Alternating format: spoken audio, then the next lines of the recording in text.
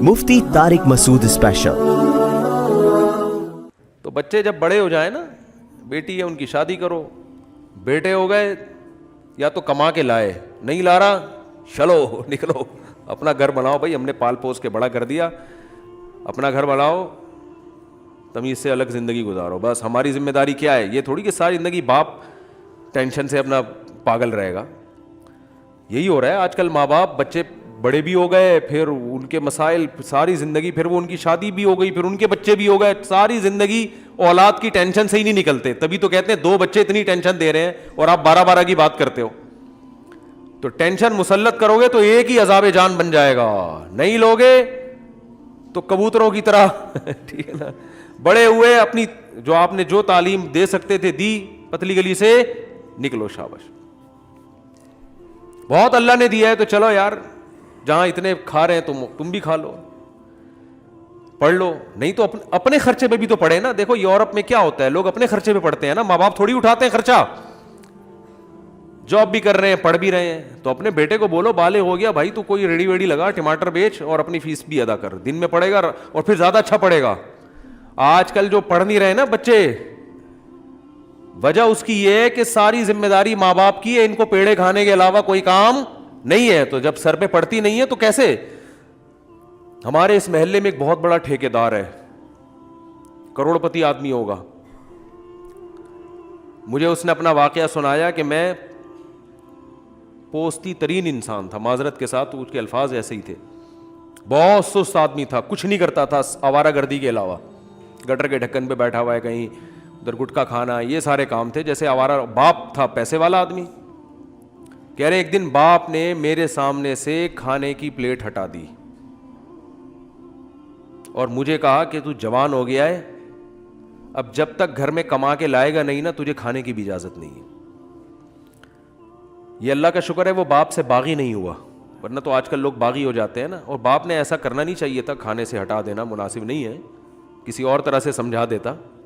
लेकिन बहरहाल बाज़ एंटीबायोटिक ऐसी होती हैं, उनके साइड इफ़ेक्ट कम होते हैं और फ़ायदे ज़्यादा। ये गैरतमंद आदमी था। बाप ने जब खाने की प्लेट हटाई है, उसने कहा तू जवान हो गया, तुझे शर्म नहीं आती, कब तक खाता रहेगा इस तरह, अब तो तेरी कमाने की उम्र है। कह रहे मेरे बाप का मुझ पर बहुत बड़ा एहसान हुआ कि उसने मुझे मेरे सामने से खाने का बर्तन हटा दिए। भूखा रहेगा, कमा के जब तक नहीं लाएगा नहीं खाएगा यहाँ पे। कह रहे मेरे सामने से जब खाना हटाए मुझे गैरत आई, मैंने कहा आज के बाद मैं किसी के सामने हाथ नहीं फैलाऊंगा, भूखा मर जाऊंगा मगर हाथ नहीं फैलाऊंगा, और बाप को मैं खिलाऊंगा, बन के दिखाऊंगा मैं। कह रहे फिर हमने मेहनत शुरू की, करते करते करते जब सर पे पड़ती है तो मेहनत भी तमीज से होती है, और आज करोड़ों में खेल रहा है वो, बहुत बड़ा बिल्डर है। आप उसको देखेंगे तो आपको लगेगा कोई शकरकंदी बेचने वाला आदमी है, हकीकत है। कुछ वैसा हुलिया तो वही स्टाइल वाला उसका, लेकिन बहुत अल्लाह ने दिया। तो इसलिए लोग मुझे आके बता रहे होते हैं वो गरीब है, वो इतने से फ्लैट में 20 बच्चों को घुसेड़ा हुआ है उसने, या आप कहते हो बच्चे ज्यादा होने चाहिए, ये होता है। तो मैं उनसे कहता हूं कि 20 बच्चे तो 20 होते नहीं है, जब 20वां होता है तो पहला वो 25-30 साल का हो चुका होता है, वो इतने घुसड़ने वाले होते नहीं, वो अपना कमा के अपना ठिया ठिकाना, बच्चे को बालिग हो गया निकालो घर से, हकीकत है। मैं तो लोगों को ऐसे मशवरे देता हूँ, बेटा बड़ा हो गया चल निकल, शाबाश, अपना कमा अपना खा। परिंदों से इबरत हासिल किया करो, कबूतर में नर और मादा मिलके बच्चे को पालते हैं, कैसी मेहनत करते हैं ना। जब अंडे देते हैं ना तो 12 घंटे कबूतरी बैठती है अंडों पे, 12 घंटे कबूतर बैठता है। शुक्र करो अल्लाह ने हमें ऐसा नहीं बनाया, ये अल्लाह का बहुत बड़ा फजल हो गया, बिल्कुल कबूतर जैसा अल्लाह ने हमें नहीं बनाया। वरना लोग मिलने आए होते साहब से कि जी साहब अभी अंडों में बैठे हुए अभी साहब का टाइम चल रहा है, ठीक है। तो 12-12 घंटे ड्यूटी होती है, उसके बाद दोनों मिलके अपने बच्चों को पालते हैं, कैसे दाना लेकर आते हैं, बड़ी केयर करते हैं, बहुत हिफाजत करते हैं। जैसे ही बच्चा थोड़ा बड़ा होता है उसे कहते हैं चल पतली गली से निकल। अब ये थोड़ी कि सारी जिंदगी तुझे हम पालते रहेंगे, और भी दुनिया में गम है। जैसे ही उसके पर निकलते हैं ना, उड़ना शुरू होता है, चलो शाबाश चलो, تو اس لیے بچوں کی ٹینشن مسلط نہ کیا کرو, ہائے میرا بچہ یہ کیوں نہیں بن رہا, نمبر کم کیوں آ گئے. ہمارا جو بھانجے ہیں, آپ کو دونوں بھانجے میں نے دکھائے ہیں نا یہاں پہ, ایک ابھی این ای ڈی یونیورسٹی میں پڑھ رہا ہے, دوسرا کہیں پتہ نہیں انٹر میں فیل ہو گیا تھا. تو ابا کو پتہ چلا انٹر میں فیل ہو گیا ہے, تو ابا نے کہا کوئی بات نہیں, بس آخرت کے امتحان میں فیل نہ ہوں, باقی سیٹ ہے یار, کوئی مسئلہ نہیں. کیا خیال ہے بھائی؟ کیونکہ مفتی رشید احمد صاحب کی صحبت اٹھائی ہے ان کے والد صاحب نے, دنیا کو مسافر خانہ سمجھتے ہیں, یہی الفاظ تھے بھائی مسافر خانہ ہے, پڑھ لو بیٹا اچھی بات ہے, فیل ہو گئے تو کوئی بات نہیں, سپلیمنٹری میں دے دینا, پھر بھی فیل ہو گئے تو کوئی بات نہیں, کچھ اور کر لو, جو سمجھ میں آتا ہے کرو یار, پڑھائی میں دل نہیں لگ رہا بزنس کرو. اتنی ٹینشن لیتے ہیں ماں باپ کہ یار یہ فیل کیوں ہو گیا, ڈپریشن میں جا رہے ہیں. پہلے اپنے امتحانات میں ڈپریشن الگ ہوئی ہے, اب بچوں کی ٹینشن, تبھی تو پھر کہتے ہیں ایک آدھی ہمارے لیے عذاب جان بنا ہوا ہے. تو عذاب بنانے کو چاہو گے تو ایک بن جائے گا, نہیں چاہو گے تو درجنوں میں بھی خوش بولو رہو گے. بچوں نے خود ہی پڑھنا ہوتا ہے, ٹینشن لینے کا نہیں ہے, سکون سے رہو, اطمینان سے. یہ ٹینشنیں تو خالی پیلی کی بلا وجہ کی ہیں, آپ کی سختی کرنے سے وہ پڑھ تھوڑی لے گا بچہ. پڑھائی ایسی چیز ہے کہ فریش دماغ پڑھ سکتا ہے, دباؤ میں آ کے کسی کا باپ بھی نہیں پڑھ سکتا. سمجھ رہے ہو؟ اگر آپ پہ دباؤ آ گیا نا, اسٹریس اور ٹینشن میں آ گئے آپ, گئی پڑھائی وڑائی سب. یہ تو خوش مزاج لوگوں کا کام ہے پڑھنا. تو بچے کو ایسا کام کرو اس میں شوق پیدا ہو جائے پڑھنے کا, شوق سے پڑھے گا تو پڑھے گا, نہیں پڑھے گا, شوق پیدا نہیں ہو رہا تو اب نہیں ہو سکتا. یا ایھا الناس اعبدوا. ہاں دیکھو, اولاد پہ سختی نہ کرنے کا مطلب یہ نہیں کہ بالکل نگرانی بھی چھوڑ دیں, کہ بالغ ہوا گھر سے باہر نکالا, ٹھیک ہے نا, نکال دیا وہ چرسیوں میں بیٹھ رہا ہے, گھر سے باہر بھی نہ نکالے. مطلب صرف یہ ہے کہ وہ کچھ کرے, اب بولے اب خود کرو گے آپ. تو اس لیے اگر پڑھ بھی رہا ہے تو کوئی بات نہیں یار, کچھ کام بھی کرے, سائڈ بزنس بھی کرے اور اپنی پڑھائی بھی کرے. اللہ نے بہت دیا ہے اور آپ یہ سمجھتے ہو بچہ بہت نیک ہے, تو اچھی بات ہے, خود خرچ کر لو اس کے اوپر. تو کوئی بھی طریقہ اختیار کیا جا سکتا ہے, لیکن ٹینشن کسی طریقے کی بھی نہیں لینی. میرا جو بیان کا مقصد ہے وہ یہ ہے. اب یہ نہیں کہ گھروں سے بچوں کو ہی نکالنا شروع کر دیں 15 سال کے, بالغ ہو گیا چل نکل یہاں سے. میرا مقصد صرف اور صرف یہ ہے کہ کسی بھی چیز کو اپنے اوپر مسلط کرنے کی ضرورت نہیں ہے. آپ کے پاس آپشن بہت زیادہ ہے. اس کام سے ٹینشن ہو رہی ہے تو یہ والے آپشن پہ آ جاؤ, اس سے ٹینشن ہو رہی ہے تو اس آپشن پہ عمل کر لو. بہت سارے آپشن ہیں, سارے ٹھیک ہیں. سمجھتے ہو کہ نہیں سمجھتے ہو؟ تو اللہ نے ہمیں جو پیدا کیا میرے بھائی, کس کے لیے؟ غلامی کے لیے. تو جو اللہ کی غلامی اختیار کرتا ہے, غلامی کا مطلب صبح سے لے کے رات تک, رات سے لے کر صبح تک صرف یہ دیکھنا ہے کہ اللہ کا اس بارے میں حکم کیا ہے بس. اور اللہ کے حکم کو پہچاننے کے لیے صحیح علماء سے رابطہ کرنا ہے, کیونکہ آج کل لوگ اللہ کا کس بارے میں کیا حکم ہے اس حکم کو پہچاننے میں بھی بڑی غلطی کر رہے ہوتے ہیں. جو حکم نہیں ہوتا اس کو حکم سمجھ رہے ہوتے ہیں, جو حکم ہوتا ہے اس کو حکم نہیں سمجھ رہے ہوتے. یہ کام بہت ہو رہے ہیں. تو جب سامنے آ گیا کہ یہ اللہ کا حکم ہے تو ہم نے اپنے آپ کو اس حکم کے حوالے کر دینا ہے بس. جو اس انداز سے زندگی گزارے گا اسے دنیا میں بھی انعام ملے گا اور آخرت میں بھی. دنیا کا انعام کیا ہے؟ فَلَنُحْيِيَنَّهُ حَيَاةً طَيِّبَةً. ہم ایسے لوگوں کو انتہائی پاکیزہ زندگی عطا کریں گے, انتہائی پاکیزہ طیب زندگی. طیب کا مفہوم بہت وسیع ہے. طیبہ کا لفظ ہے نا, طیب کا مؤنث ہے یہ لفظ. طیب کہتے ہیں وہ پاکیزہ چیز جس میں پاکیزگی کی وجہ سے اٹریکشن ہو. دیکھو ایک شخص بھنگی ہے, گندا میلا کچیلا, آپ کا گٹر بند ہے اور آپ 1-2 ہفتے سے کسی بھنگی کے انتظار میں تھے. ہمارا گٹر بند ہوا گھر کا نا, وہ لائنوں میں کچرا آیا ہوا تھا,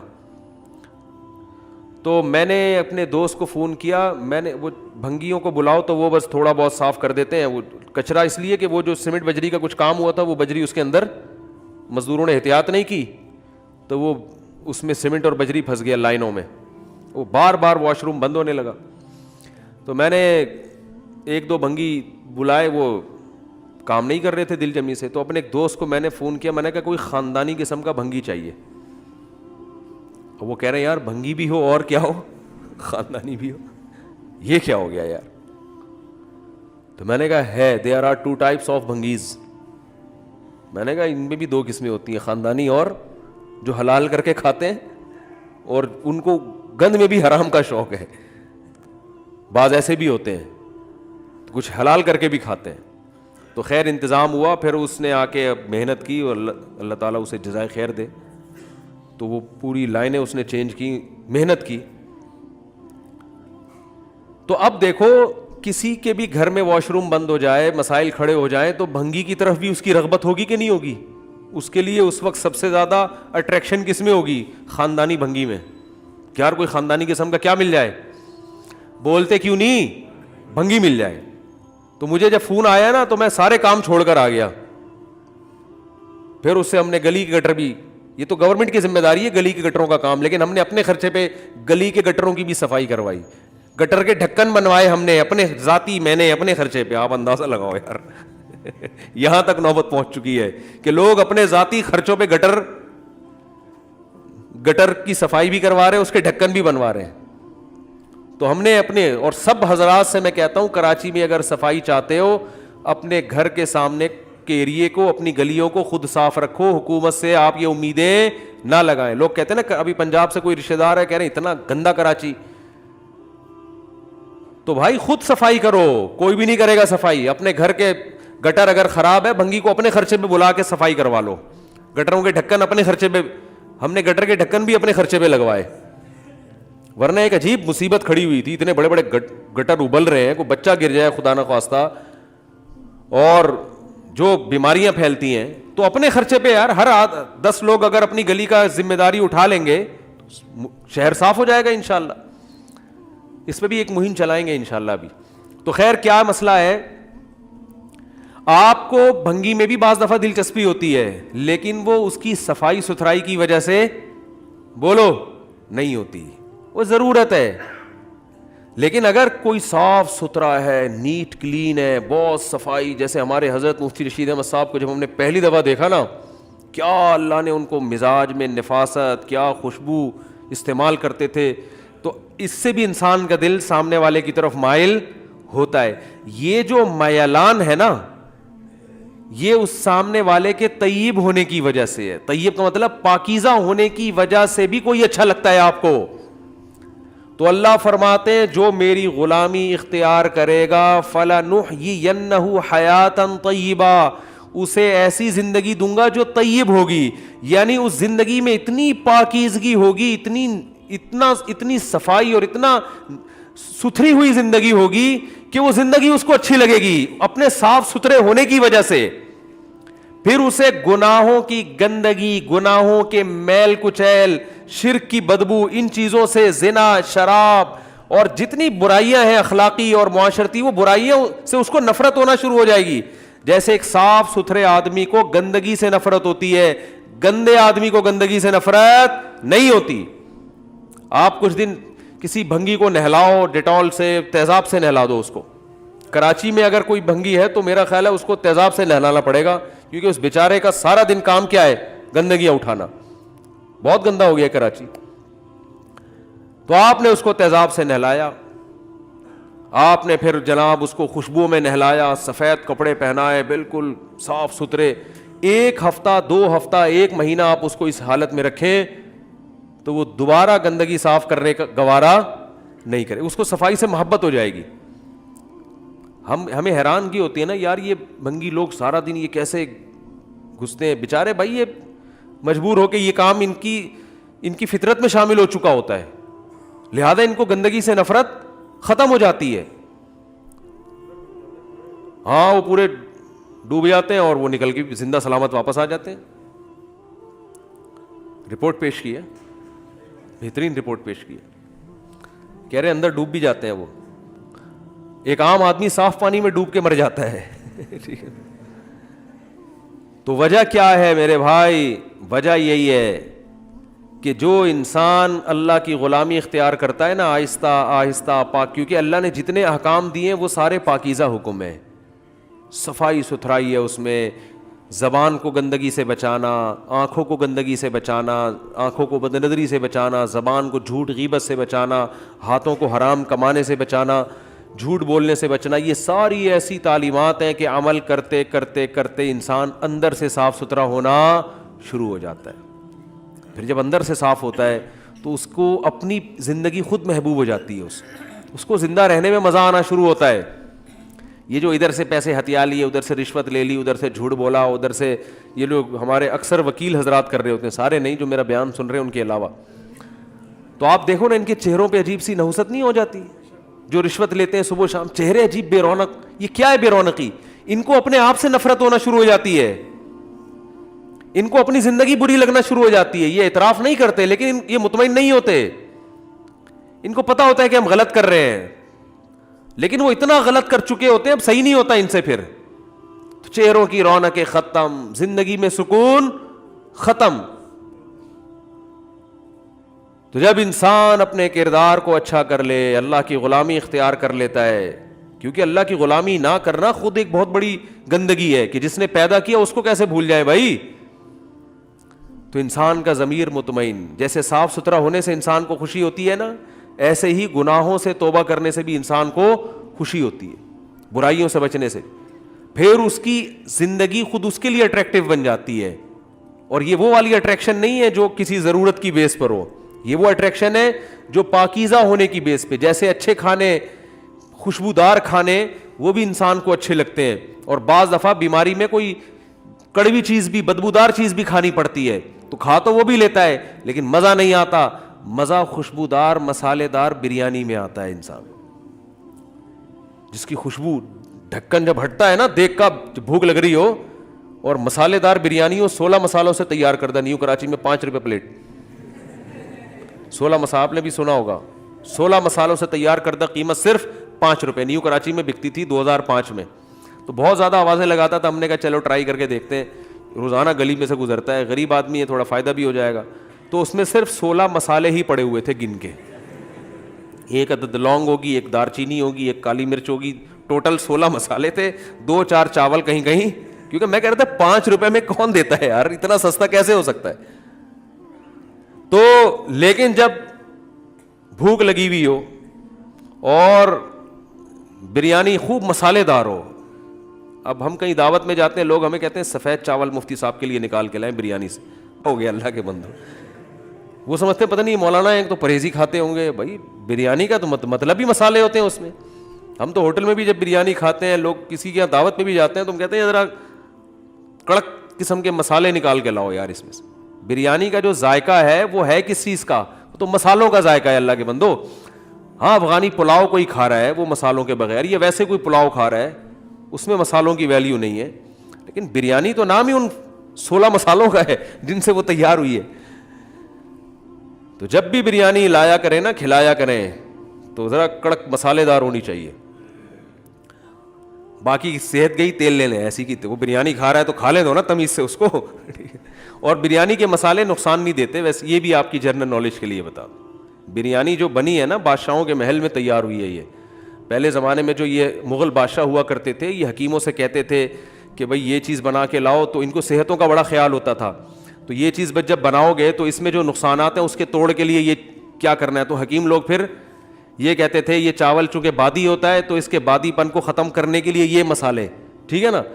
تو یہ بڑا زبردست کمبینیشن ہے بریانی جو ہے, کہ چاول کا جو بادی پن ہے اس کو ختم کرنے کے لیے حکیموں نے اس میں مسالے ڈالے تھے کہ وہ بادی پن چاول کا کیا ہو جائے گا اس سے, یعنی جو سائڈ افیکٹ ہے چاول کے وہ ختم یا کم ہو جائیں گے. اور آپ جب دیگ سے ڈھکن ہٹتا ہے تو آپ کہتے ہو سفید سفید چاول نکال کے لاؤ, تو وہ صحت کے لحاظ سے بھی وہ نقصان کی چیز ہے. تو بریانی کھاؤ تو مسالوں کے ساتھ ہی کھایا کرو, ورنہ پھر بریانی کی توہین ہمیں برداشت, بولو بھائی, بریانی کی توہین نہیں. یہ تو ہمارا روایتی کھانا ہے بھائی, صدیوں سے کھاتے آ رہے ہیں ہم لوگ. ہندوستان سے چلائیے دہلی اور جو ہے نا بمبئی اور یہ کراچی, پھر یہاں سے حیدرآباد, بس اس سے آگے نہیں ملے گی آپ کو. اس سے آگے بریانی کے نام پہ مذاق ملے گا آپ کو, مذاق ملے گا. جب میں پنجاب جاتا ہوں کہتے ہیں بریانی پکائیں, میں کہتا ہوں کچھ اور پکا لو, بریانی نہیں. بریانی نہیں بھائی, پلاؤ ٹھیک ہے, بریانی نہیں, کیونکہ ہمیں پتہ ہے وہ نہیں بریانی نہیں ہوتی وہ. تو خیر, تو وہ اس کے مسالے وہ ویسے بھی اچھے بھی ہوتے ہیں صحت کے لیے, لیکن پھر بھی اپنی ذمہ داری پہ کھائیں. کوئی معدے کا مریض ہے تو مسالے کھا کے وہ نقصان ہوگا اس کو.